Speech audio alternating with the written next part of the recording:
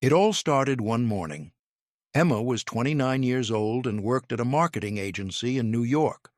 From the outside, you'd see a successful career, a nice apartment, a social life. But inside, something had collapsed. Every morning when she woke up, the first thing she felt was emptiness. It was as if she wasn't living her life, just passing through it. This feeling revealed a truth that millions of people silently carry.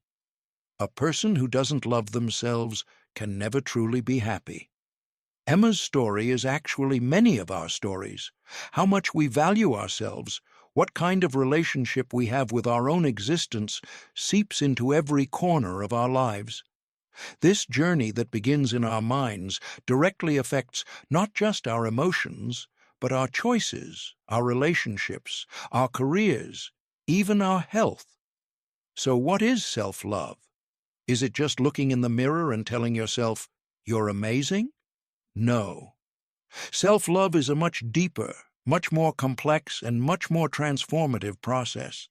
Self-love is first and foremost being able to accept yourself as you are. Your mistakes, your weaknesses, your wrong decisions from the past, your current shortcomings. These are all parts of you. And here's the beautiful thing. When you accept these parts, you also find the courage to change them, because real change comes not from judgment, but from compassion. You can never move forward by getting angry at yourself, by criticizing yourself. But when you approach yourself with kindness, your mind relaxes and doors open for change. Emma reached this awareness in a therapy session. Her therapist had asked her, "Emma, if your best friend was in your current state, what would you tell her?" Emma thought about it. "I'd tell her that it's normal to be tired. It's normal to make mistakes. You don't have to be perfect." The therapist smiled. "So, why don't you say the same things to yourself?" In that moment, something broke inside Emma. For years, she had been ruthless with herself. She never offered herself the compassion she showed others. This was the first step of self-love, treating yourself as well as you treat others. At this point, my dear readers, I have a small request. If what you're reading here makes you feel something, if there's something that touches you inside, please don't forget to support this channel. Subscribe, like, and share your thoughts in the comments. This way, we can reach this message to more people. Your support makes this journey more meaningful.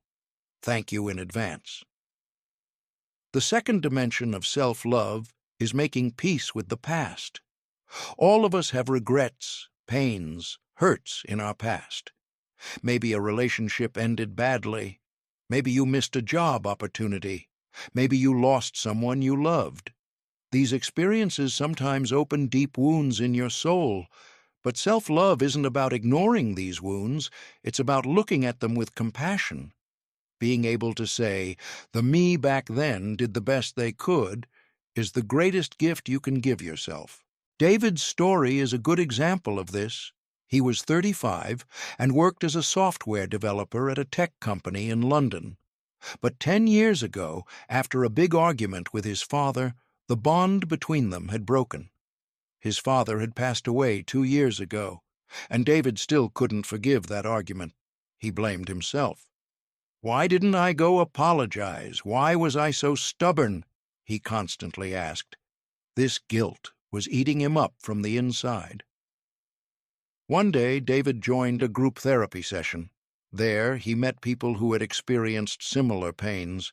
Someone told him, "You can't change the past, but you can choose how you live with that pain from today forward." That night, David went home and wrote a letter to his father. Of course, he wouldn't send it, but in that letter, he poured out all his regrets, his longing, his forgiveness. After writing the letter, he felt for the first time in years that the weight he'd been carrying inside had lightened a bit. He had forgiven himself, and this forgiveness had set him free. Forgiveness is one of the most powerful tools of self-love, but forgiveness isn't always for someone else. Sometimes you forgive for yourself, because carrying resentment, anger, hurt is like drinking poison. That poison harms you, not the person across from you. When you forgive, you actually set yourself free. This isn't approving what someone else did. It's just deciding not to carry that burden anymore.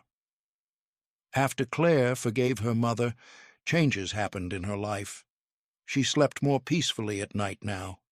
The past wasn't suffocating her. She began to see what she experienced with her mother as a lesson.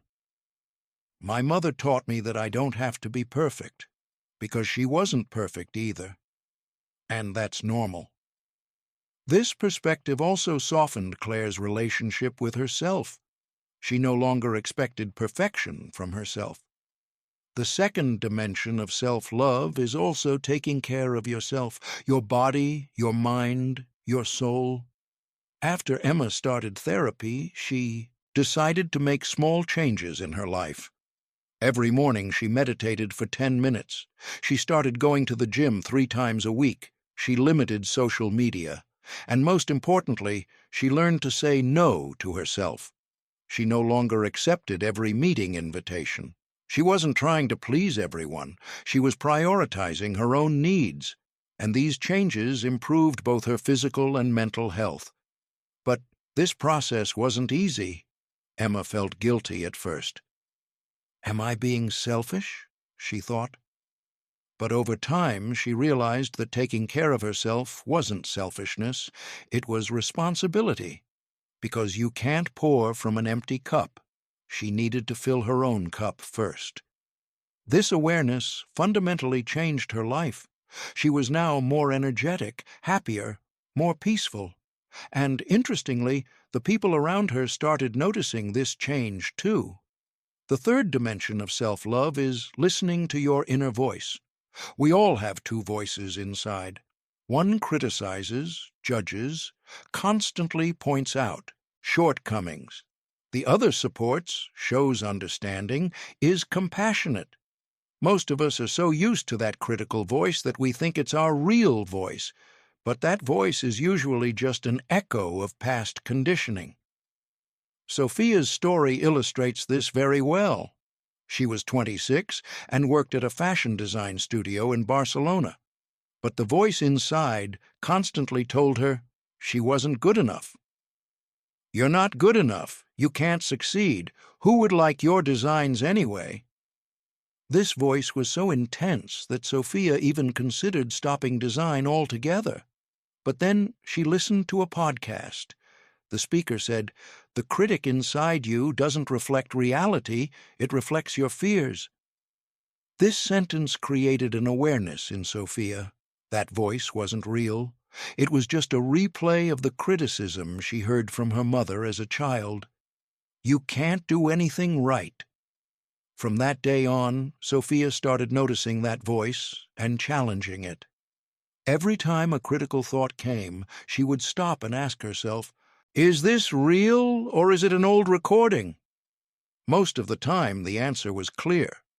It was an old recording, and over time, the power of these recordings diminished because she no longer believed them.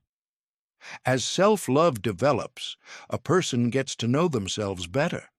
They know what they love, what makes them feel bad, in which environments their energy rises. This process of self-knowledge is actually the beginning of freedom, because when you know yourself, you're no longer a prisoner to what others tell you. You create your own reality. Marcus's story is inspiring on this topic. He was 42 and a manager at a finance company in Tokyo. For years he had lived according to others' expectations. His family wanted him to be a doctor, so he studied medicine, but inside he always wanted something else. Then he switched to finance because he needed to make money, but he was never truly happy. When he turned 40, one day he looked in the mirror and realized he didn't recognize himself. He didn't know who he was. That day, Marcus decided to hire a coach. His coach asked him a simple but powerful question. "Marcus, if there were no pressures, no expectations, what would you want to do?" Marcus thought about it. The answer came from very deep. Photography. Since childhood, he'd loved taking photos, but he'd never taken it seriously. His coach suggested he make space to explore this passion. Marcus started taking photos on weekends. At first, it was just a hobby, but over time, this gave meaning to his life. Now, he worked at his job during the week, but nourished his soul with photography on weekends. And this balance made him much happier. Self-love is also being open to change. Someone who loves themselves doesn't get stuck in their past. They dare to change, transform, be reborn, because they know that life isn't static. It's fluid, and going with the flow is much easier than resisting. Before Emma started therapy, she tried to control everything, but over time she learned that you can't control some things, and when she accepted this truth, she relaxed. Now she didn't expect everything to be perfect. She just did her best and let things flow. The foundation of self-love is actually acceptance. Accepting yourself, your life, your past, your present. This acceptance doesn't imprison you, it liberates you. Because you no longer fight with what you've accepted. You make peace with it, and peace brings calm.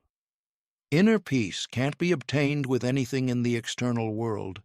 It only comes from within. After David accepted his past, big changes happened in his life. He no longer saw that argument with his father as a mistake, but accepted it as a lesson. That experience had taught him to value his loved ones. Now he had a much better relationship with his mother. He saw his siblings more often, because he knew that life was short and what mattered wasn't your mistakes from the past, but how you lived today. As self-love develops, a person's energy also changes. You no longer give so much space to negative thoughts. That constantly critical voice in your mind is replaced by a more supportive voice. And this change doesn't just stay with you. The people around you feel it too, because self-love carries an energy, and this energy is contagious.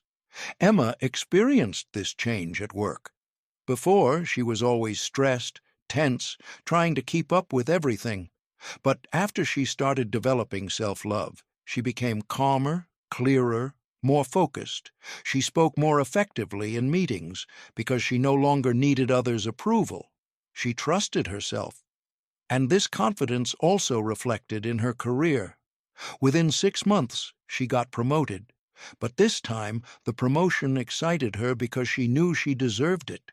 At the foundation of self-love actually lies awareness. Awareness means being able to be here and now, not in the past or future, but right now.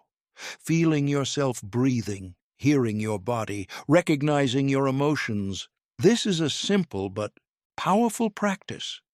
And this practice frees you from your mind's games.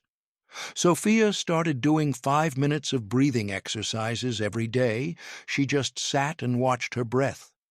The first days were hard because her mind constantly wandered elsewhere, but over time it got better, and she noticed that these 5 minutes gave her so much throughout the day. Now she was calmer, more balanced, more focused. When stress came, she didn't panic, she took a deep breath and assessed the situation. This small change made big differences in her life. Self-love is also showing compassion to yourself. Compassion means being able to treat yourself kindly in difficult times, when you make a mistake, trying to understand instead of judging yourself. When you fail, focusing on learning instead of belittling yourself. This compassion becomes a habit over time, and this habit makes you much stronger. Marcus made a big mistake on a project. It was costly for the company. The old Marcus would have felt devastated, would have dwelled on it for days. But the new Marcus was different. He acknowledged the mistake, apologized, thought about how to fix it, and moved on with his life. He didn't punish himself for days, because he knew that everyone makes mistakes. What mattered was what you learned from that mistake. Self-love gives you inner strength. You no longer need external approvals, likes, applause, because you know your own worth. This strength sets you free. You no longer have to prove yourself to anyone. Just staying true to yourself is enough. One day, David decided to quit his job. He'd been working at a job he didn't love for years, but the money was good and his circle saw it as a very good position. But David no longer lived according to others' thoughts. He prioritized his own peace. He resigned and went on vacation for 3 months. During this time, he found himself. He clarified what he wanted, and when he returned, he started working at a job that suited him. The money was less, but his happiness was many times greater. Self-love is a journey. You don't wake up one day and say, "I love myself now." This is an attitude you choose anew every day. Some days are easy, some days are hard, but the small steps taken every day eventually turn into big changes. And one day, when you look back, you don't recognize that old version of yourself, because you're a different person now, stronger, more conscious, more free. A year later, in her last session, Emma told her therapist, "A year ago when I came here, I felt lost. Now I've found myself, and I realized that what I was looking for was always inside me. I just needed to see it." The therapist smiled. That's self-love, Emma, being able to see what's inside you and valuing it. Self-love reflects in every area of life. You set healthier boundaries in your relationships. You become more effective at work. You care more about your health. You use your time more consciously because you now value yourself, and you take good care of what you value. Sophia made progress in her design career. That critical inner voice no longer blocked her. She presented her designs with confidence, and people noticed. Within 6 months, she opened her own small studio. Was it a risk? Yes. But she now trusted herself, and this confidence led her to success. The most beautiful thing about self-love is this: it benefits not only you, but also those around you. A person at peace with themselves builds healthier relationships with others too, because they no longer seek their shortcomings in others. They find them in themselves. This transforms relationships from dependency to commitment. A healthy commitment is fed by mutual respect, understanding, and support. When Marcus started a new relationship, he noticed he was no longer like the old Marcus. Before, he always felt a lack in his relationships. His partner had to complete him. But now he knew that no one completes anyone. Everyone is whole on their own. Relationship is 2 wholes coming together to create something more beautiful. And this perspective made his relationship much healthier. Self-love also teaches you patience. Being patient with yourself also means being patient with life. Everything doesn't happen immediately. Some processes have their time, and respecting this timing is part of self-love. Rushing, forcing, pressuring is violence against yourself. But being patient is showing compassion to yourself. Emma no longer pushed herself to reach her goals. She enjoyed the process. She was happy when success came, but even when success didn't come, she didn't lose her value. Because her value wasn't in external success, it was in inner peace. And this peace always kept her standing. Self-love is ultimately the deepest bond you form with yourself. As this bond strengthens, life also starts approaching you differently. Opportunities become visible, people are drawn in, beauties are noticed, because you're now on a different frequency. And this frequency attracts everything that suits you. David, Emma, Sophia, Marcus. They were all people living in different cities, at different ages, with different stories. But they all had the same thing in common. When they discovered self-love, their lives transformed. And this transformation reflected not only on them, but on those around them too. Because self-love is like a light. Wherever it shines, that place brightens. So what about you? How much do you value yourself? How does your inner voice speak to you? How do you look at your mistakes? Are you at peace with your past? If these questions disturb you, perhaps it's time to begin your self-love journey. And remember, every step on this journey is precious, because every step brings you a little closer to yourself. Claire, who lived in Paris, was a 33-year-old teacher. From the outside, her life looked perfect. A beautiful apartment, a job she loved, good friends. But every night when she got into bed, the same thoughts invaded her mind. Why could I never talk to my mother? Why couldn't I tell her how I felt? Claire's mother had passed away 5 years ago. Their relationship had always been distant. Her mother was an authoritarian woman, Claire a quiet child. Words that accumulated inside her over the years always stayed there, and now there was no one left to tell them to. This regret was eating Claire from the inside. When she went to a therapist, the therapist told her, "Claire, you can't change the past, but you can change your relationship with the past." This sentence echoed in Claire's mind, changing the relationship with the past.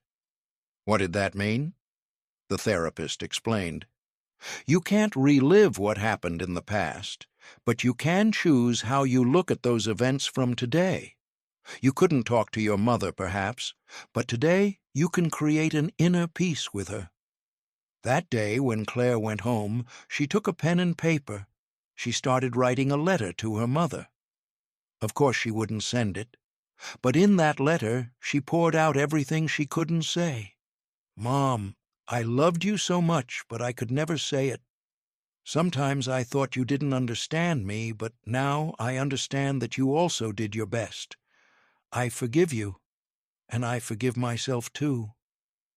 When she finished the letter, her eyes filled with tears. But this time when she cried, she felt relief. That heavy burden inside her had lightened a bit. Making peace with the past is one of the most critical steps of self-love, because traumas, breaks, disappointments experienced in the past shape your current self. If you're at war with your past, you're also at war with yourself. But when you accept your past, when you see it as it is, a door of freedom opens. Those events no longer hold you captive. They just become part of your life. Arjun's story, who lived in Mumbai, is similar. He was 40 years old and a successful businessman, but 15 years ago he'd had a big fight with his brother. They'd disagreed about managing the family company, and Arjun had left the company. Since that day, they hadn't spoken. Arjun had tried to compensate for this disconnect with his own success. He'd founded his own company, grown it. But the emptiness inside had never been filled. One day, Arjun looked at an old family photo. He and his brother were laughing together as children. That photo broke Arjun's heart. How did we get to this point? He asked himself. That night he thought long and hard. He questioned whether the fight was really that important, and he realized that ego was just ego. Who was right, who was wrong, didn't matter anymore. What mattered was that they'd lost their bond. Arjun gathered courage and sent his brother a message. "Hello, it's been a long time.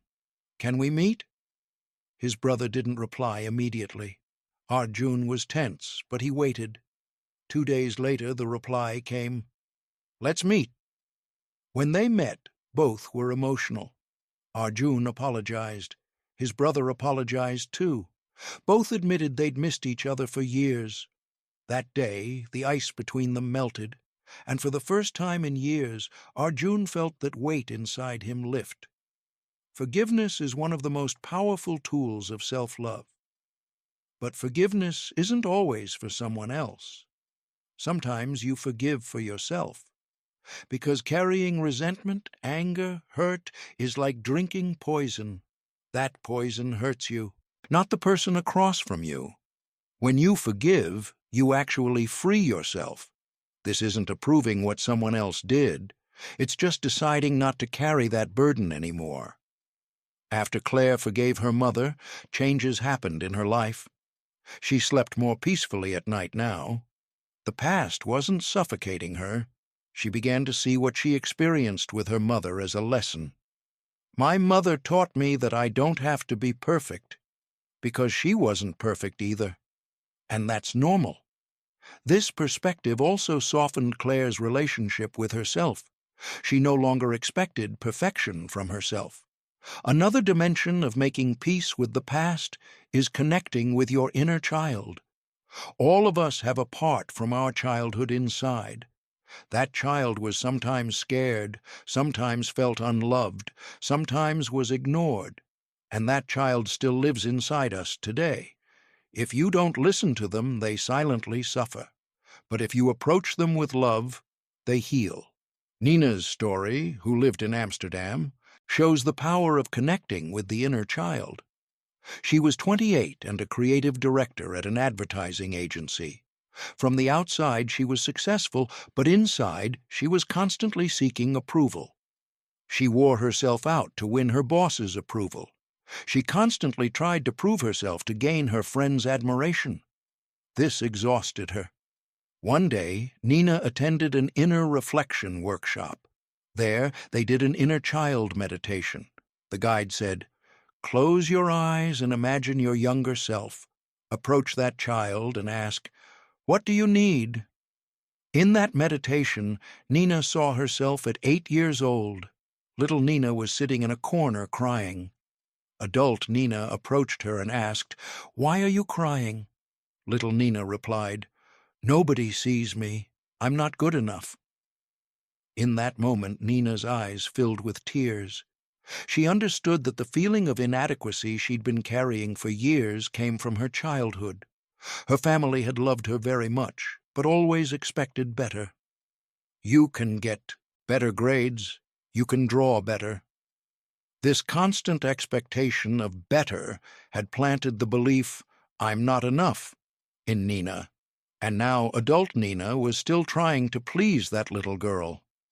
After the meditation, Nina hugged her younger self and told her, "You are enough. You're wonderful just as you are. Now I love you." This inner dialogue deeply affected Nina.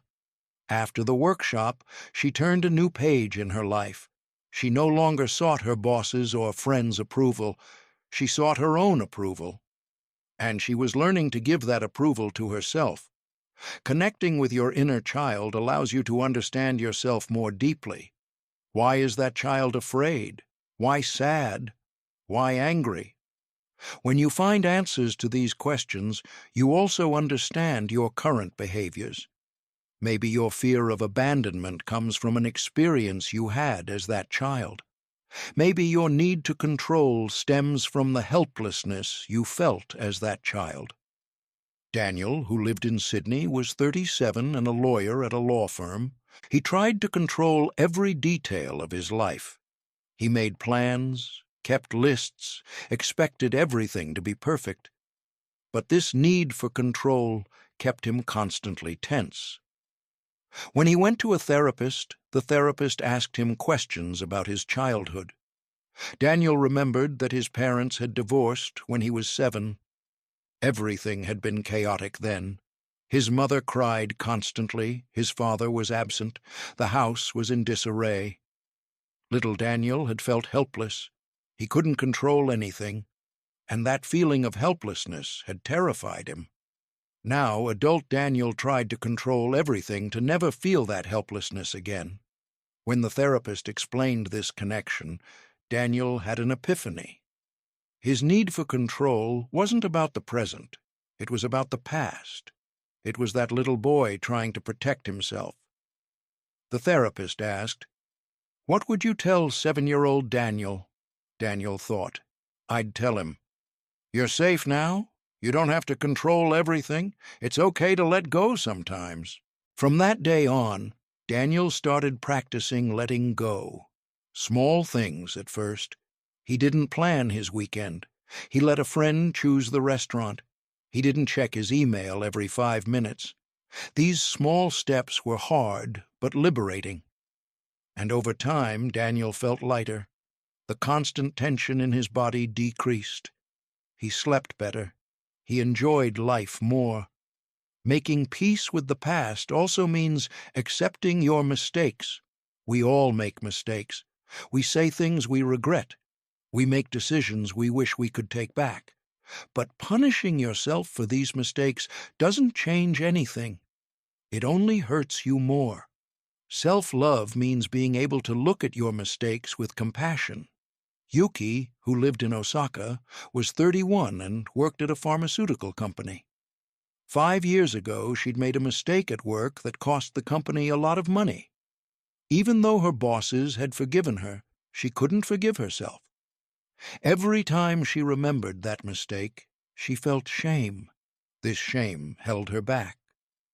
She was afraid to take risks, afraid to try new things, because she didn't want to make another mistake. One day, Yuki attended a self-compassion workshop. The instructor said something that struck her. If your best friend made the same mistake, would you shame them forever? Or would you show compassion and help them learn? Yuki realized she would definitely show compassion. Then why couldn't she show it to herself? That night, Yuki wrote herself a letter. Dear Yuki, you made a mistake 5 years ago, but that mistake doesn't define you. You learned from it, you grew, and you're still worthy of love and respect. Reading this letter, Yuki cried, but these were healing tears.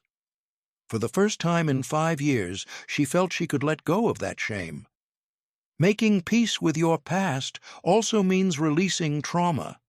Some people have experienced deep trauma in their past: abuse, violence, loss, betrayal. These traumas leave deep scars, and these scars affect your present life. Self-love means acknowledging these traumas and seeking healing. Isabella, who lived in Rome, was 45 and a psychologist. Ironically, even though she helped others heal, she hadn't healed her own trauma. When she was 16, she'd been in an abusive relationship. That experience had traumatized her deeply. For years, she'd buried those memories. She didn't talk about them. She didn't think about them, but they were there, affecting every relationship she had. At 45, Isabella finally decided to face that trauma. She went to a trauma specialist. The therapy was intense and painful. She had to revisit memories she'd buried for years. She had to feel emotions she'd suppressed. But gradually, she began to heal. She understood that what happened wasn't her fault. She learned to set boundaries.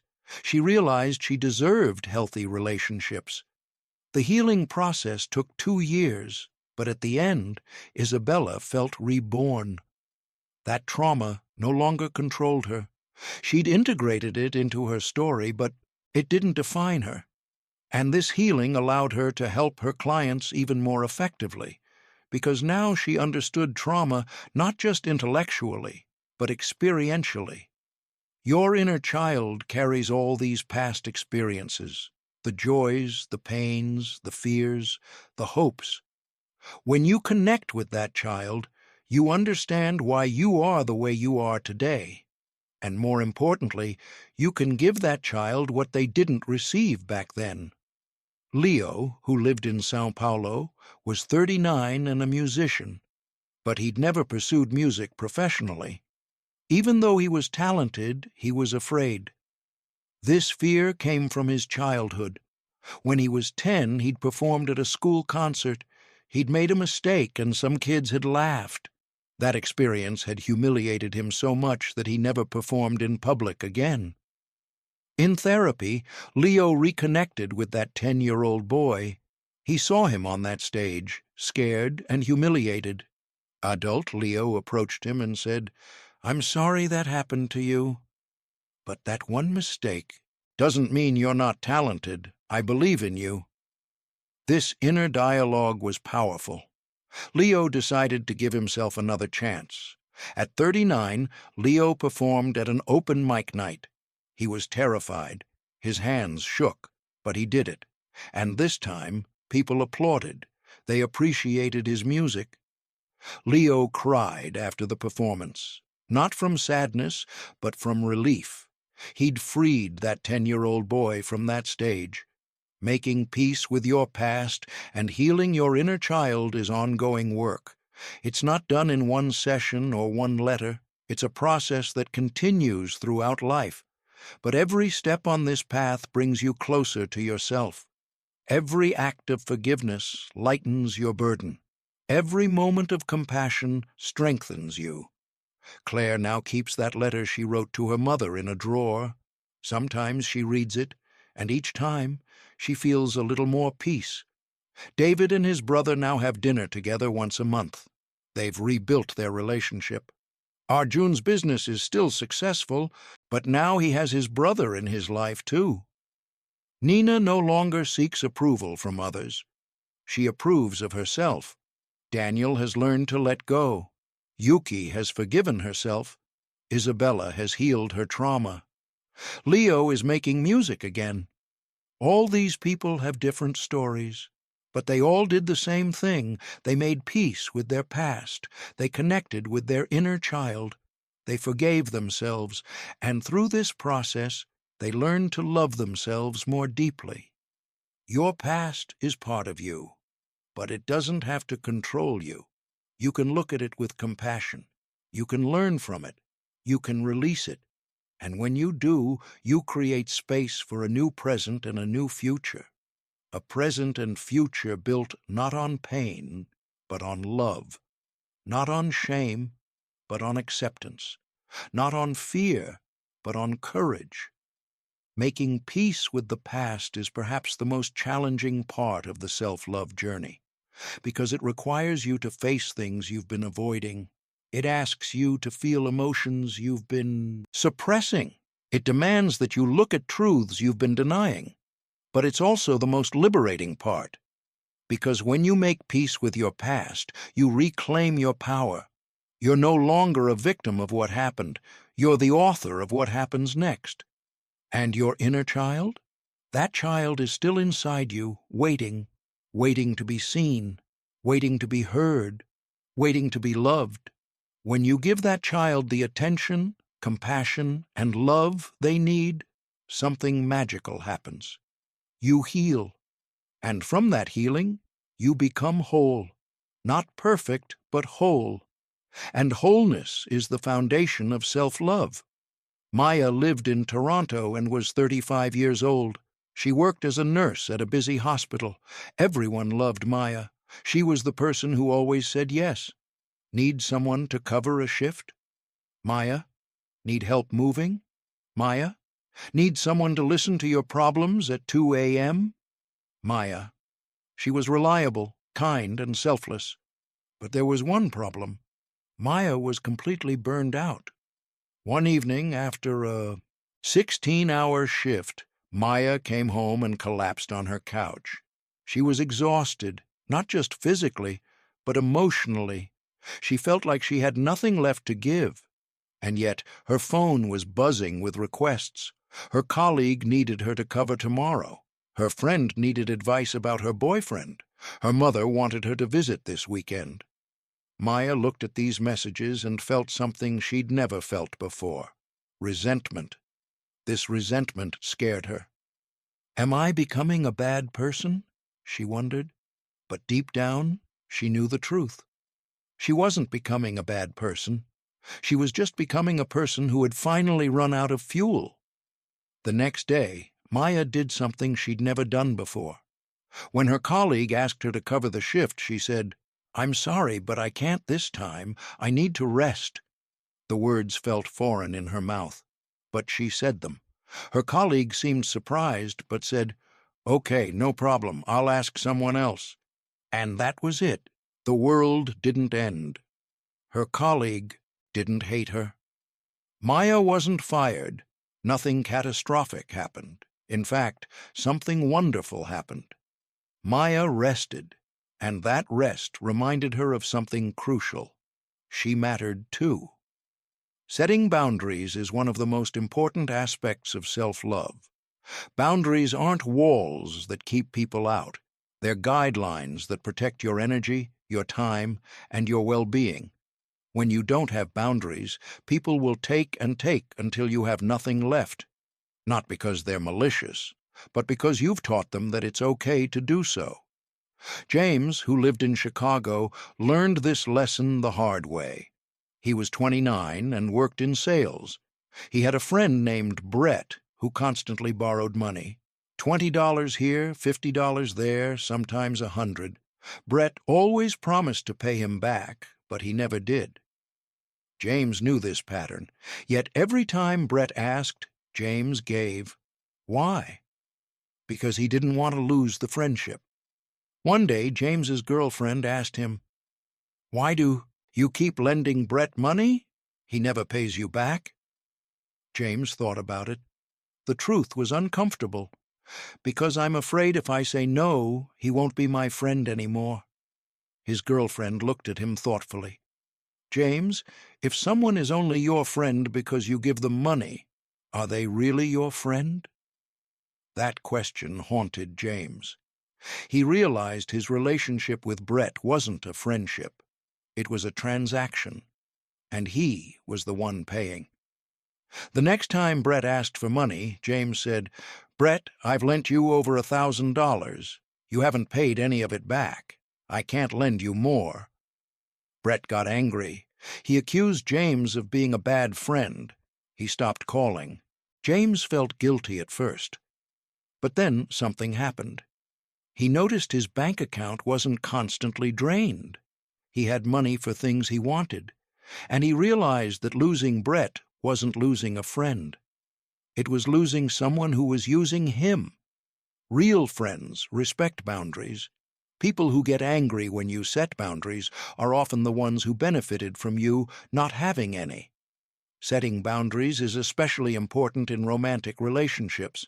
Without boundaries, relationships become unhealthy. One person gives everything, the other takes everything. This creates resentment on one side and entitlement on the other. Priya, who lived in Delhi, experienced this in her marriage. She was 38 and had been married for 12 years. Her husband, Raj, was a good man. But over the years, Priya had lost herself in the marriage. She cooked what Raj liked. She watched what Raj wanted to watch. She even gave up hobbies because Raj thought they were silly. Priya had become so focused on making Raj happy that she forgot about her own happiness. One day, Priya saw her reflection in a mirror and barely recognized herself. "Who am I?" she wondered. She wasn't Priya anymore. She was just Raj's wife. This realization devastated her, but it also awakened something in her, a desire to reclaim herself. Priya started small. She told Raj she wanted to take a pottery class on Saturday mornings. Raj seemed surprised. "But Saturday mornings we always watch cricket together," he said. Priya took a deep breath. "I know, but I really want to do this." Raj wasn't happy, but he agreed. That Saturday, Priya went to her first pottery class, and for 2 hours she was just Priya. Not someone's wife, not someone's daughter, just herself. Over time, Priya set more boundaries. She started cooking meals she enjoyed. She chose movies she wanted to watch. She reconnected with old friends. At first, Raj resisted. He felt like Priya was changing. She was.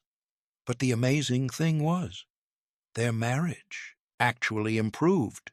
Because Priya was no longer resentful, she was happier. And a happy Priya was a better partner. Boundaries aren't just about saying no, they're also about saying yes to yourself, yes to your needs, yes to your desires, yes to your well-being. When you say yes to yourself, you teach others how to treat you. You show them that you value yourself, and people tend to value you at the level you value yourself. Setting boundaries also requires you to manage guilt. Many people feel guilty when they set boundaries. They worry they're being selfish or mean. But here's the truth. Setting boundaries is neither selfish nor mean. It's healthy. You can't pour from an empty cup. You can't give what you don't have. Taking care of yourself isn't selfish. It's necessary. Elena, who lived in Madrid, struggled with this guilt. She was 42, and her mother called her every single day, sometimes multiple times a day. Her mother was lonely and needed to talk. Elena understood this, but the constant calls were overwhelming. Elena had her own job, her own family, her own stress, but every time she thought about asking her mother to call less, she felt terrible. She's my mother. She needs me. How can I be so cruel? Elena talked to a therapist about this. The therapist asked, Elena, if you continue like this, how long before you burn out? Elena admitted, I'm already burning out. The therapist nodded. So, by not setting a boundary, you're actually hurting both of you, because eventually you'll reach a breaking point. Wouldn't it be better to set a loving boundary now? Elena realized the therapist was right. She called her mother and said, Mom, I love you, but I need to set a boundary. Can we talk 3 times a week instead of every day, on Mondays, Wednesdays, and Fridays? Her mother was hurt at first, but Elena stood firm. She explained that this wasn't about loving her less. It was about preserving her own well-being so she could show up better when they did talk. After a few weeks, Elena's mother adjusted, and, interestingly, their conversations became more meaningful. Instead of quick, stressful check-ins, they had real conversations. Elena felt less drained. Her mother felt more heard. The boundary had actually improved their relationship. Boundaries are also crucial in the workplace. Without boundaries, work can consume your entire life. Emails at midnight, calls on weekends, work that follows you home and invades your peace. Ahmed, who lived in Dubai, was a 33-year-old accountant. His boss expected him to be available 24/7. Ahmed's phone would ping with work messages at 11 p.m. He'd get calls on Sundays. He couldn't remember the last time he had a truly restful day. His health was suffering. He had stress headaches. He wasn't sleeping well. His relationship with his girlfriend was strained. One day, Ahmed's girlfriend said, I feel like I'm dating your job, not you. That hit Ahmed hard. He realized something had to change. The next Monday, Ahmed had a conversation with his boss. I need to set some boundaries. I won't be checking emails after 7 p.m. or on weekends unless it's a genuine emergency. His boss looked annoyed. That's not how we work here. Ahmed felt his heart race, but he stood his ground. I understand, but I need this for my health. I'll work hard during work hours, but I need my personal time. His boss reluctantly agreed. And guess what? Ahmed's productivity actually increased because he was well rested and focused during work hours. The constant availability had been burning him out, making him less effective. Setting boundaries teaches people how to treat you, but it also teaches you how to treat yourself. When you set a boundary, you're saying, I matter, my needs matter, my well-being matters. This is a profound act of self-love, but boundaries are only part of healthy relationships. The other crucial component is emotional intelligence. Emotional intelligence is the ability to recognize, understand, and manage your own emotions, and to recognize and influence the emotions of others. Kenji, who lived in Kyoto, had high IQ but low emotional intelligence. He was 36, brilliant at his engineering job, but terrible at relationships. He'd been through multiple breakups. The pattern was always the same. Things would be good for a few months, then his partner would say he was emotionally unavailable and leave. Kenji didn't understand what that meant.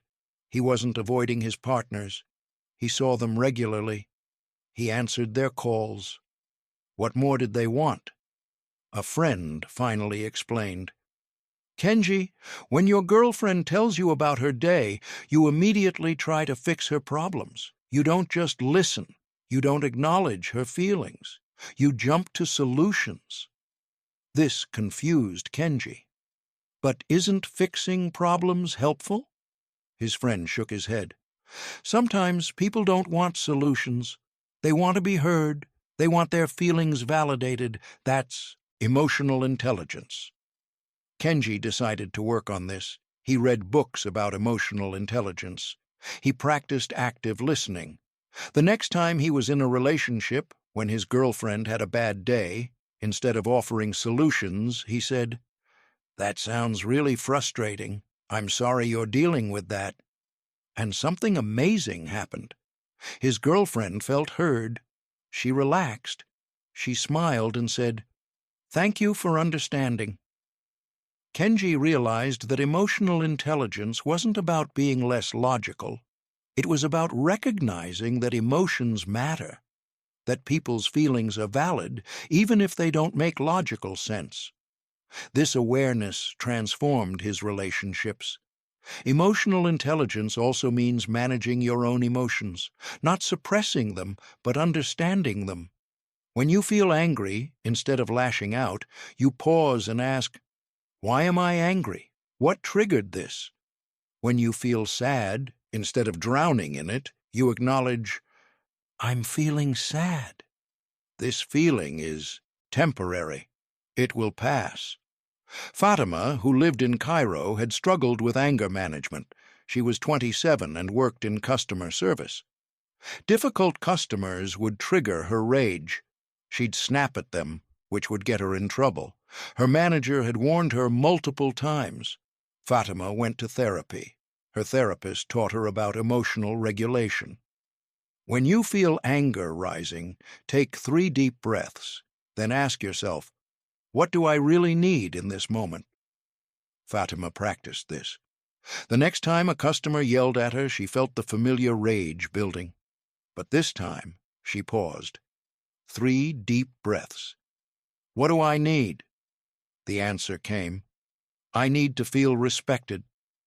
Instead of yelling back, Fatima said calmly, I understand you're frustrated. I want to help you, but I need you to speak to me respectfully. Her tone was firm but kind. The customer, surprised by this response, calmed down. The situation was resolved peacefully. Fatima felt proud. She'd managed her emotion instead of letting it manage her. Emotional intelligence in relationships means empathy. Empathy is the ability to understand and share someone else's feelings. It's putting yourself in their shoes. It's seeing the world from their perspective. Oliver, who lived in London, learned about empathy from his daughter. He was 41 and had always been focused on discipline. When his 12-year-old daughter Lily got a bad grade, his response was, "You didn't study hard enough. No TV for a week." Lily would get upset, and Oliver didn't understand why. I'm teaching her responsibility, he thought. One day Oliver's wife said, Oliver, have you asked Lily why she got that grade? Have you asked how she feels? Oliver hadn't, so he tried a different approach. When Lily got another bad grade, instead of punishing her, he sat with her and asked, What happened? How are you feeling about this? Lily's eyes filled with tears. Dad, I tried really hard, but I don't understand the material. I feel stupid. Oliver's heart broke. He realized he'd been so focused on the grade that he missed his daughter's struggle. He hugged her and said, You're not stupid. This subject is challenging. Let's figure out how to help you understand it. That conversation changed their relationship.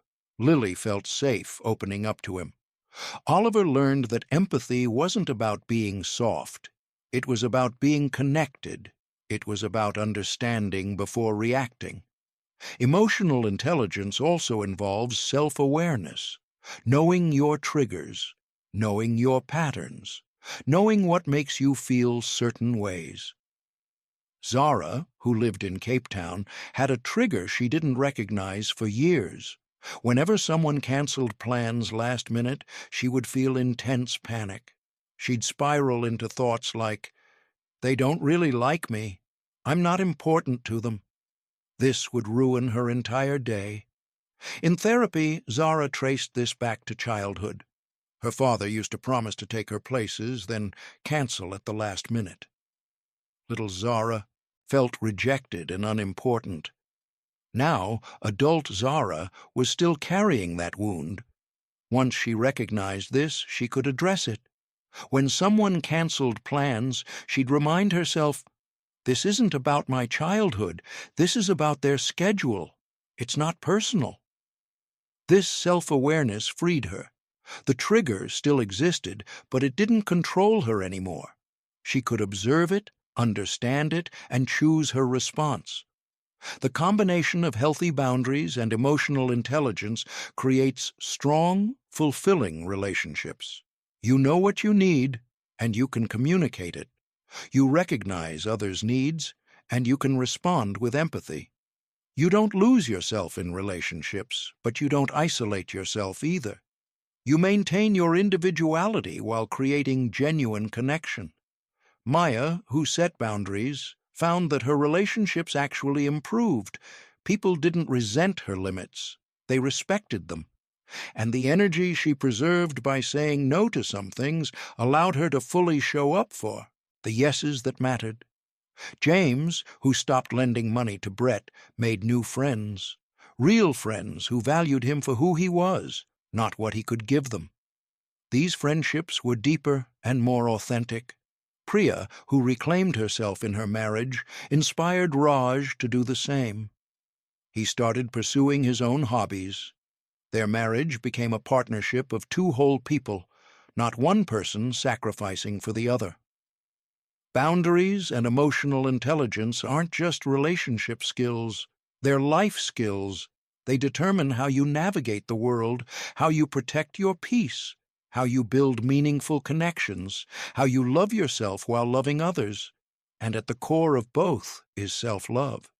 Because you can't set boundaries if you don't believe you're worth protecting. You can't develop emotional intelligence if you don't value your own emotions. Everything comes back to this. Do you love yourself enough to honor your needs? Do you love yourself enough to understand your feelings? Do you love yourself enough to create a life that feels good, not just looks good? The answer, hopefully, is yes. And if it's not yet, that's okay. Because self-love is a journey, and every boundary you set, every emotion you acknowledge, every moment of self-awareness is a step on that path. A step toward loving yourself more fully, a step toward living more authentically, a step toward becoming who you were always meant to be. On a rainy Tuesday morning in Seattle, 30-year-old Alex sat in his corner office on the 42nd floor. Outside, the city stretched beneath gray clouds. Inside, everything was perfect. The sleek desk, the ergonomic chair, the view that people envied. Alex was a senior consultant at a prestigious firm. He wore expensive suits, drove a nice car, attended all the right networking events. On paper, he had made it.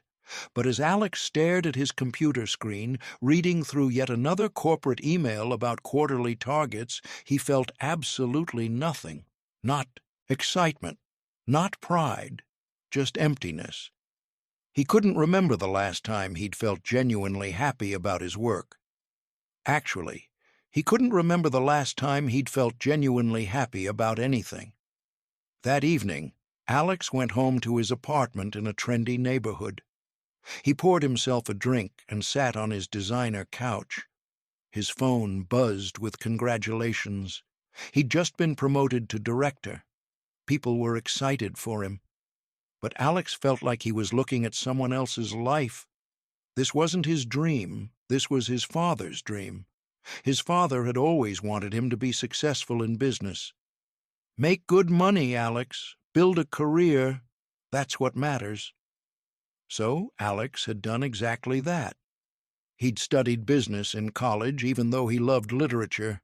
He'd taken the consulting job even though he was passionate about teaching. He'd built a life that looked impressive from the outside, but on the inside, he was dying a little more each day. That night, Alex did something he hadn't done in years. He opened the drawer in his bedroom and pulled out an old notebook. In it were poems he'd written in college, stories he'd started, dreams he'd had of becoming a writer. He read through them, and for the first time in months, he felt something, longing, a deep, aching longing for the person he used to be before he became who everyone else wanted him to be.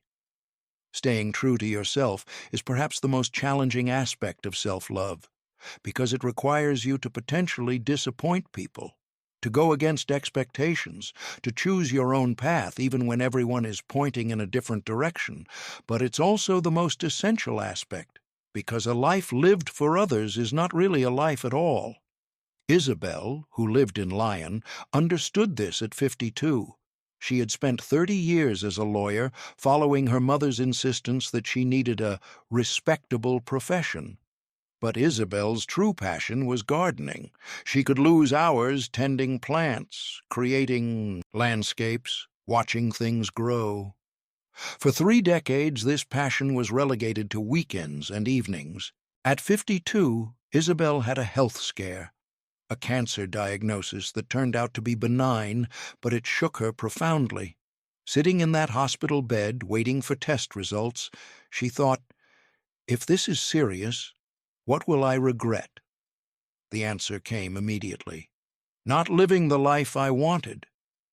When the results came back clear, Isabel made a decision. She resigned from the law firm. Her colleagues thought she was crazy. Her mother was furious. "You're throwing away everything you've built." But Isabel was calm. "No, Mom, I'm finally building what I actually want." Isabel started a small landscape design business. The money wasn't as good, the status wasn't as impressive. But for the first time in 3 decades, Isabel woke up excited. She went to bed satisfied. She was living her truth, not someone else's expectations. Living authentically means knowing your values. Values are the principles that guide your life. They're what matter most to you. But many people never actually identify their values. They adopt their parents' values, society's values, their culture's values, without questioning whether these align with their own truth. Marcus, who lived in Stockholm, was 28 and feeling lost. He had everything he was supposed to want: a high-paying job in tech, a beautiful girlfriend, a social life filled with parties and events. But he felt hollow.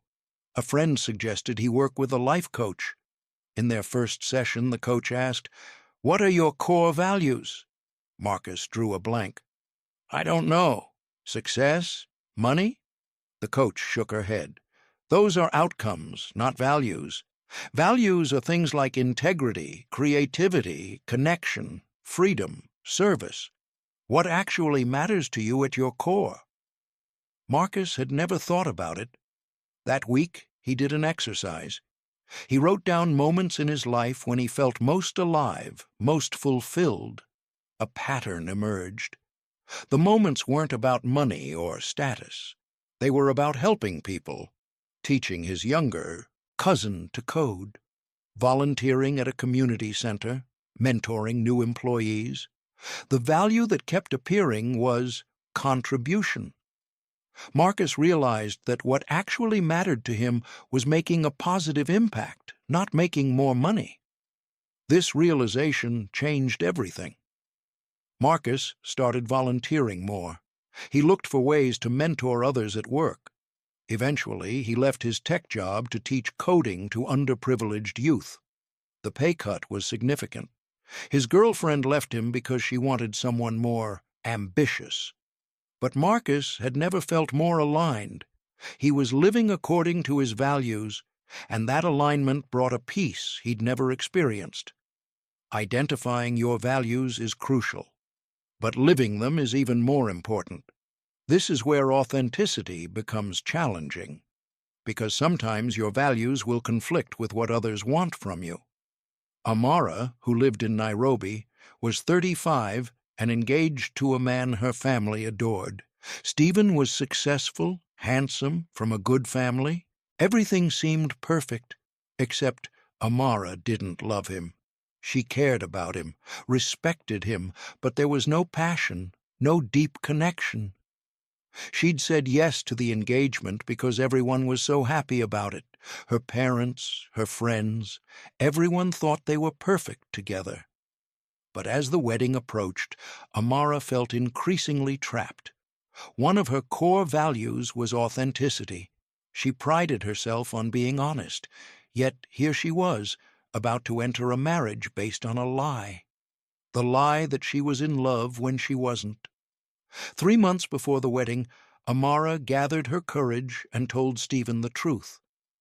It was one of the hardest conversations of her life. Stephen was hurt and confused. Her family was devastated. Her mother didn't speak to her for weeks. Amara faced judgment and criticism. People called her selfish, foolish, afraid of commitment. But despite the pain, Amara felt relief.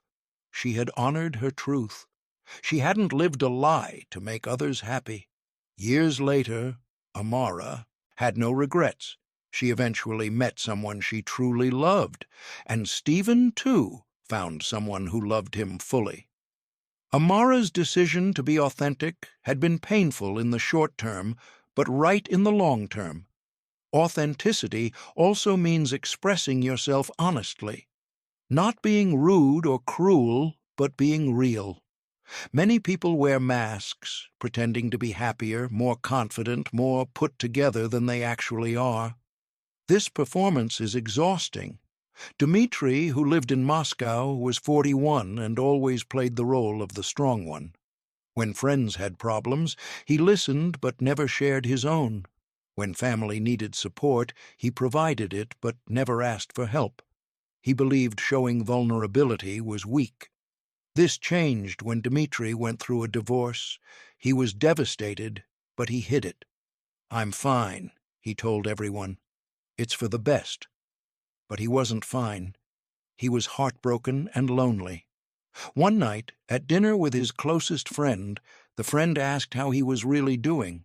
And for the first time, Dmitri told the truth. "I'm not okay. I'm struggling." His friend didn't judge him, didn't think less of him. Instead, his friend said, "Thank you for trusting me with this." That moment taught Dmitri something profound. Vulnerability wasn't weakness, it was strength. It took courage to be real. And being real created deeper connections. From then on, Dmitri stopped pretending. When he was sad, he acknowledged it. When he needed help, he asked for it. His relationships deepened.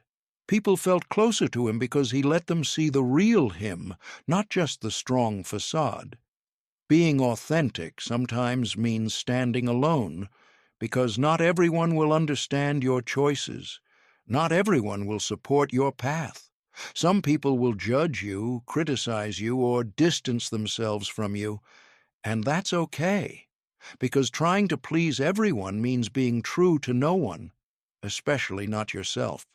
Yuki, who lived in Tokyo, faced this when she left her corporate job to become a yoga Chu instructor. In Japanese culture, stability and loyalty to one's company are highly valued. Yuki's decision to leave a secure job for something unconventional shocked her family and colleagues. Her father was particularly disappointed. "You're throwing away a good career for this?" Yuki understood his perspective, but she also knew that staying in that job was killing her spirit. The long hours, the office politics, the lack of meaning, it was all draining her. Yoga had saved her during her darkest period of burnout. Now she wanted to share that gift with others. For months, her father barely spoke to her. It hurt deeply. But Yuki stayed true to her decision. She built her yoga practice. She helped people heal. And gradually, she noticed something. Her joy was contagious. People around her, including her father, started to see the light in her eyes, the peace in her demeanor. Eventually, her father visited her studio. He watched her teach a class.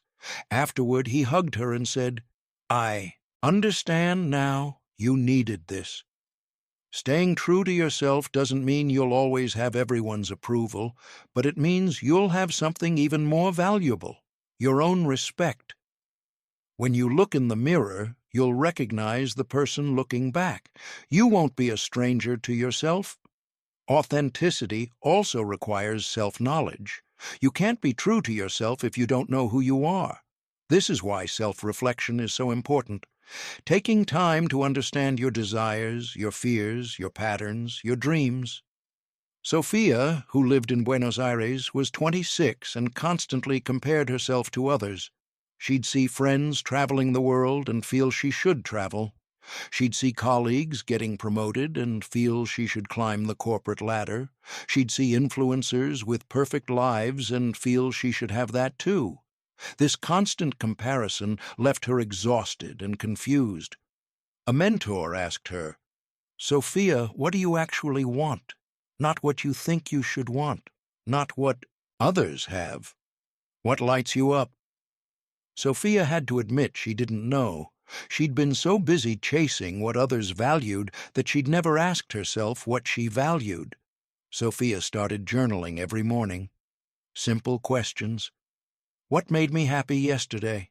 When did I feel most like myself? What do I want to be remembered for? Over weeks, patterns emerged. She loved creating things. She loved helping small businesses grow. She loved being around creative people. Armed with this self-knowledge, Sophia made changes. She stopped forcing herself to travel because it was trendy. She loved her city, and that was okay. She stopped chasing promotions in areas that didn't interest her. Instead, she moved into brand strategy for small businesses, which aligned with what she actually enjoyed. Her life became smaller in some ways, but infinitely richer. Knowing yourself also means accepting yourself. Your quirks, your preferences, your unique way of being. You don't have to fit into anyone else's box. Jamal, who lived in Lagos, was 33 and an introvert in an extroverted culture. Nigerian social life often involves large gatherings, loud celebrations, constant interaction. Jamal found these exhausting. He preferred quiet dinners with a few close friends, reading alone on weekends, deep conversations rather than small talk. For years, Jamal forced himself to be more social. He attended every party, every gathering, trying to be someone he wasn't. People called him fun, outgoing. But inside, he was depleted. After particularly busy weekends, he'd need days to recover. One day, Jamal read about introverts and extroverts. He realized there was nothing wrong with him. He wasn't antisocial or boring. He was just wired differently. This realization was liberating. He stopped forcing himself to attend every event. He started honoring his need for solitude. When he did socialize, he chose settings that energized rather than drained him. Some friends didn't understand. "You've changed," they said. Jamal smiled. "No, I've just stopped pretending." The friends who truly knew him accepted this, and Jamal felt more himself than ever.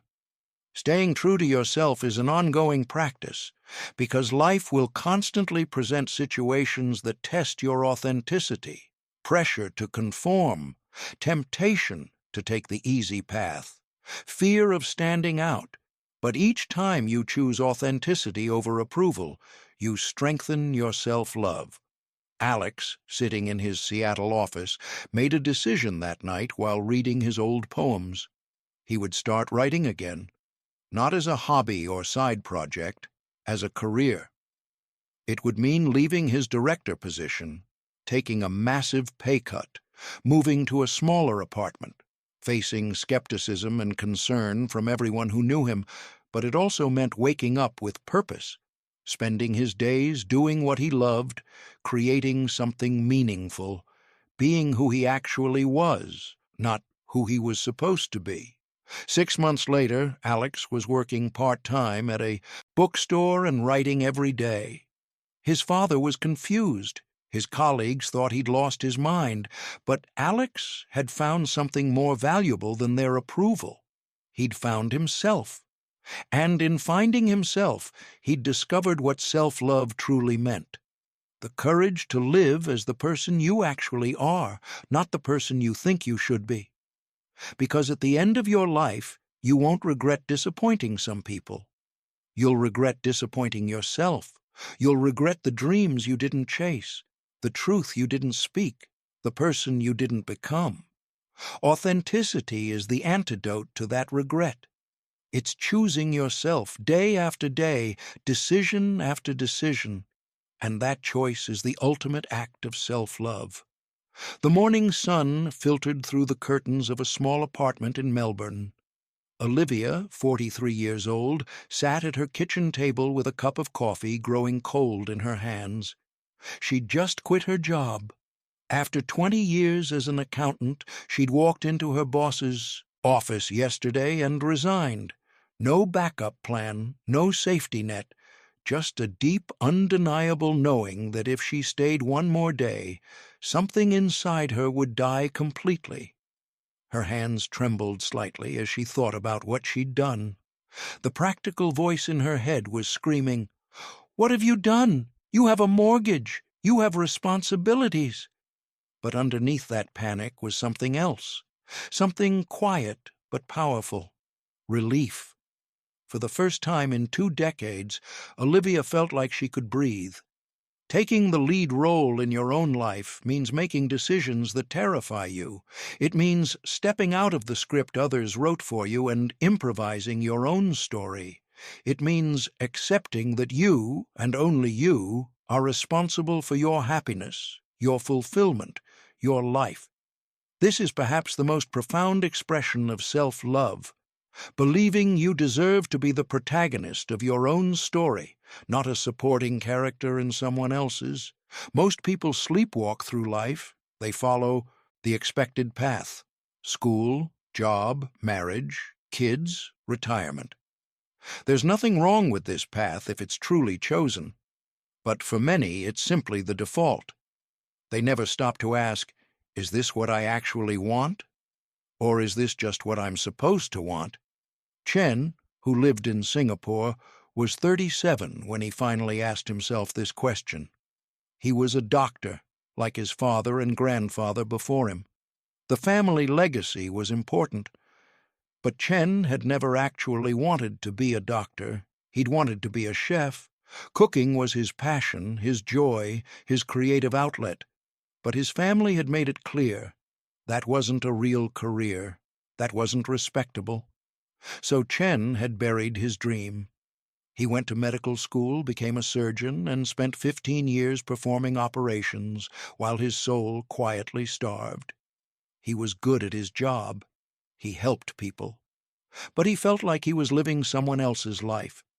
The turning point came when Chen's father passed away.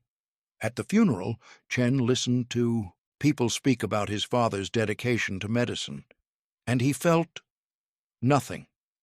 He realized he'd spent his entire adult life trying to honor his father, but in doing so, he'd dishonored himself. That night, Chen made a decision. He would finish his contracts, save money, and then he would leave medicine. He would go to culinary school. He would become a chef. When he told his family, the reaction was explosive. His mother wept. His siblings were angry. "Dad would be so disappointed," they said. But Chen stood firm. "Dad lived his life. This is mine." It took tremendous courage. The judgment, the guilt, the fear, it was all overwhelming. But Chen knew that staying in medicine to please his dead father meant killing his own alive spirit. 2 years later, Chen owned a small restaurant in Singapore. It wasn't fancy, but it was his. Every dish he created felt like an expression of his soul. Customers didn't just eat, they experienced his passion. And Chen, for the first time in his adult life, felt truly alive. He was finally playing the lead role in his own life. Taking the lead role means taking responsibility, not in a burdensome way, but in an empowering way. It means recognizing that while you can't control everything that happens to you, you can control how you respond. You can choose your attitude, your actions, your path forward. Amina, who lived in Casablanca, learned this at 31. She'd grown up in poverty, faced discrimination as a woman, experienced trauma in an abusive relationship. For years, she saw herself as a victim. Life had dealt her a terrible hand, and she felt powerless to change it. But one day, listening to a talk at a community center, something shifted. The speaker said, "You can't change your past, but you can decide what it means. You can be a victim of your story or the author of your next chapter." Those words struck Amina like lightning. She realized she'd been giving her power away to her past, to her circumstances, to other people. She'd been waiting for someone to rescue her, to make things better, but no one was coming. If her life was going to change, she had to change it.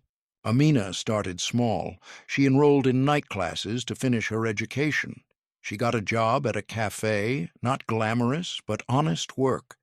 She started seeing a therapist to process her trauma. Each step was hard. There were setbacks, moments of despair, but Amina kept going, because she was no longer waiting for life to happen to her. She was making life happen.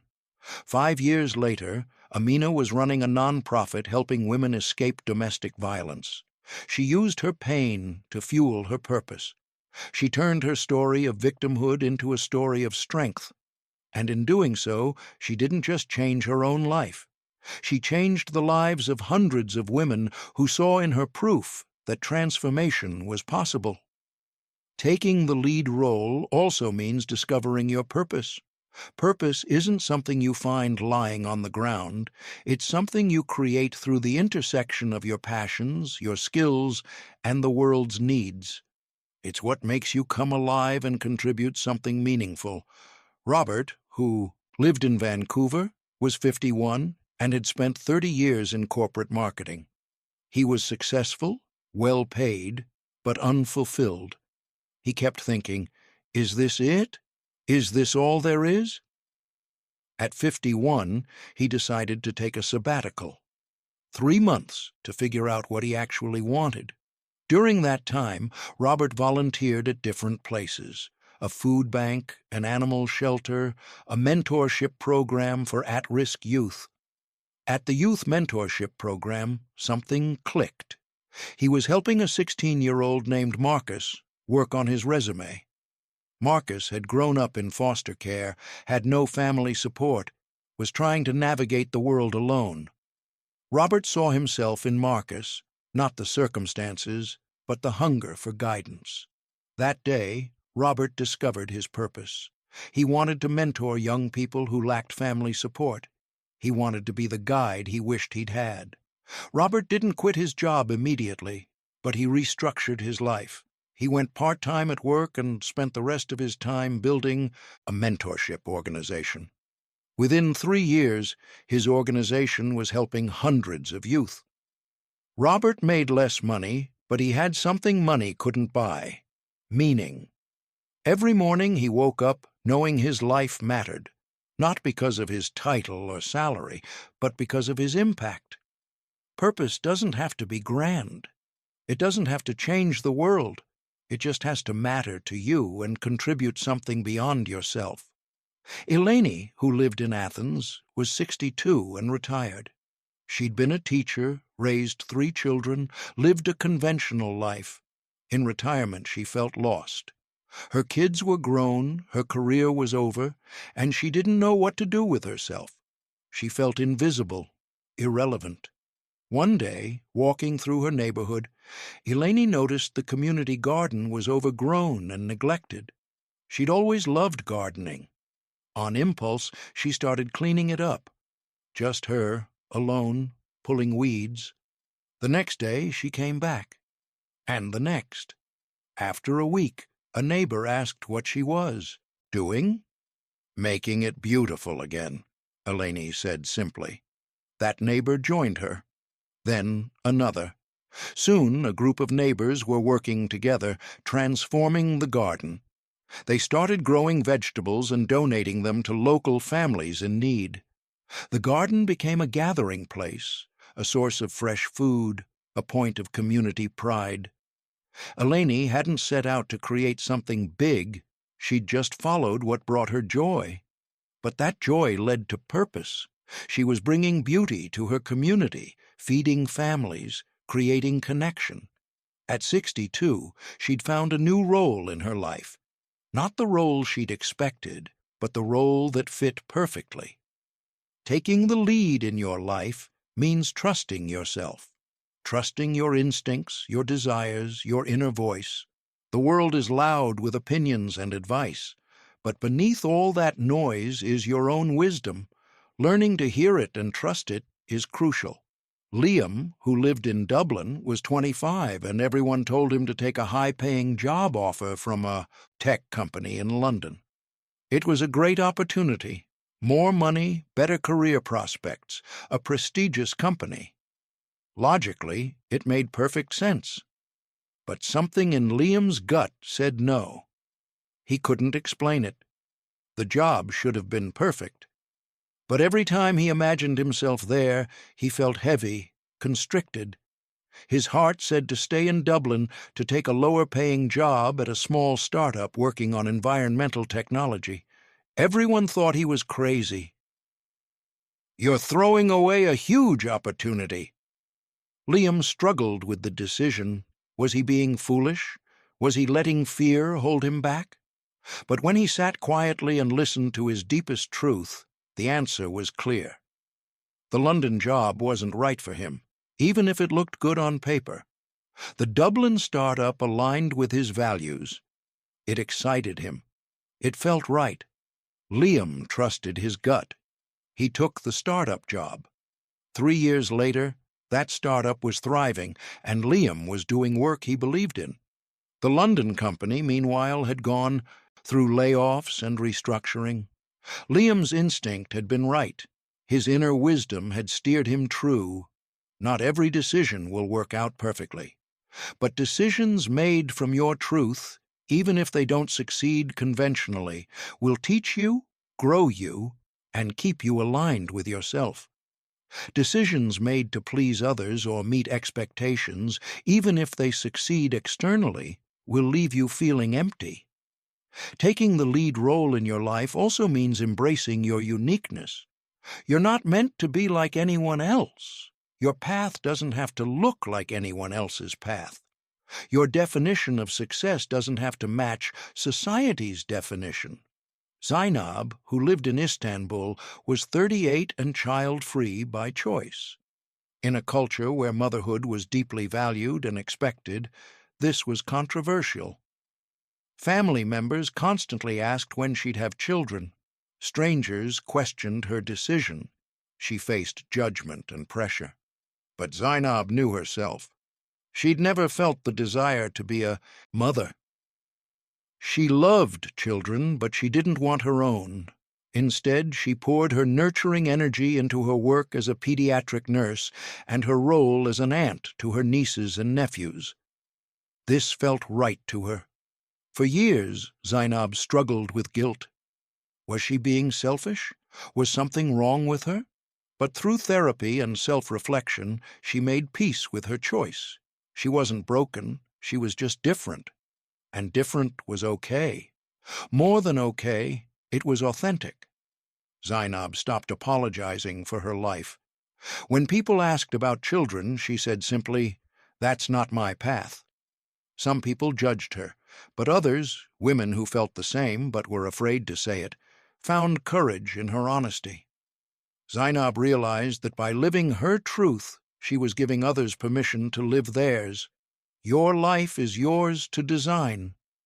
Not according to what your parents want, what your culture expects, what your friends are doing, or what society deems successful, but according to what brings you joy, meaning, and peace. Olivia, sitting in her Melbourne apartment after quitting her accounting job, spent that first week in quiet reflection. She journaled. She walked. She let herself feel all the feelings: fear, excitement, uncertainty, relief. And slowly, a clarity emerged. Accounting had never been her dream. She'd fallen into it because she was good with numbers and it seemed practical. But what she actually loved was pottery. She'd taken classes years ago and felt completely alive when her hands shaped clay. But she'd dismissed it as a hobby, not a career. Now, with nothing to lose, Olivia asked herself, what if it could be more? She researched pottery schools, business models for artisan potters, communities of ceramic artists. She used her savings to enroll in an intensive ceramics program. It was terrifying and thrilling. A year later, Olivia was selling her pottery at markets and through a small online shop. She wasn't making as much as she had in accounting, not yet, but she was making enough to get by, and more importantly, she was happy. Genuinely, deeply happy. She woke up excited. She went to bed satisfied. She was living her truth. Her friends saw the change in her. She glowed. She laughed more. She was present in conversations instead of distant and stressed. One friend said, "Olivia, you seem like yourself for the first time in years." And that was exactly it. She was finally herself. Taking the lead role in your life isn't easy. It requires courage, self-trust, and the willingness to disappoint people. But it's the only way to live a life that's truly yours.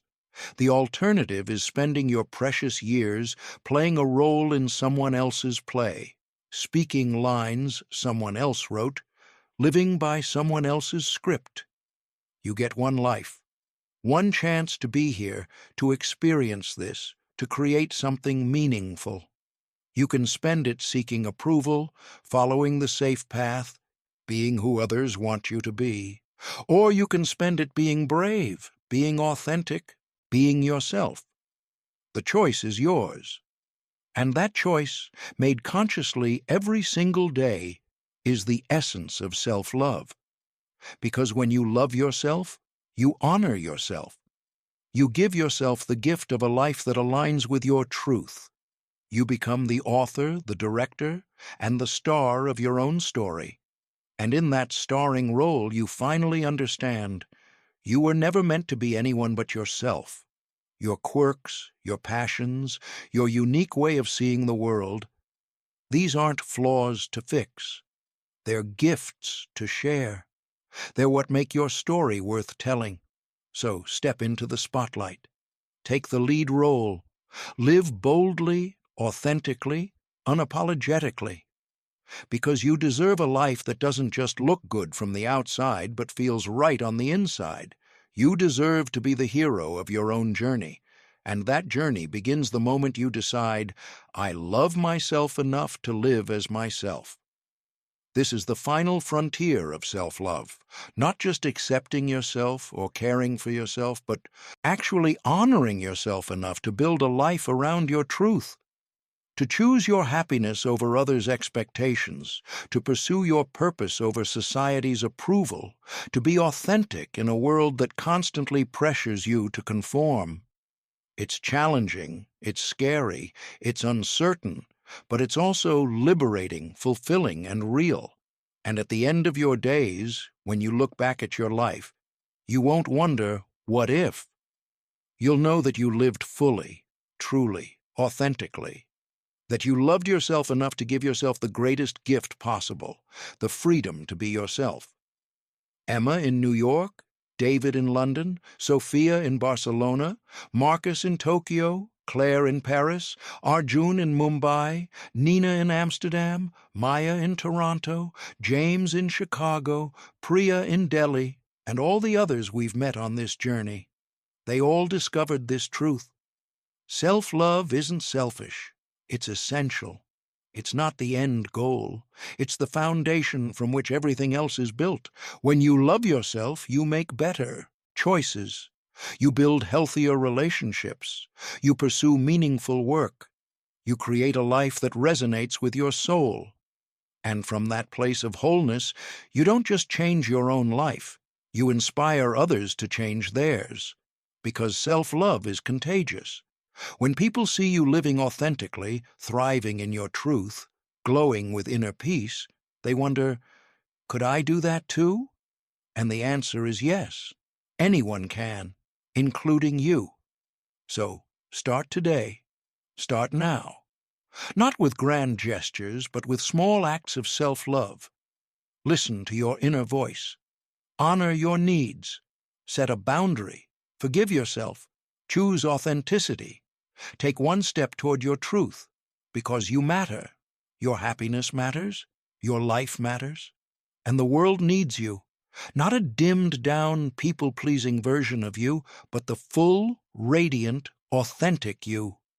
The you that only emerges when you love yourself enough to let yourself be seen.